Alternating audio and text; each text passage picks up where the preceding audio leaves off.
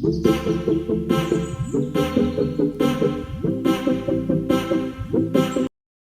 Friends, welcome to my mini blog. देखो ये lunch time रे वीडियो बनाऊँगी। आमर पखाड़ सबुदिन होची। पखाड़ सांगे पेंडी आलू भाजुची आउे शाग करी। ये शाग बाड़ी नहीं आसिली। ये बछा बछी करके क्लीन कर देची। शाग बनईबी। देखो क्या सजना शाग पसंद कमेंट निश्चय जनइबे। ये मुझे जह्नी पकईकी बनई भल लगुला। ये आम दुई जा लंच करुचु, समस्ते कर सारे।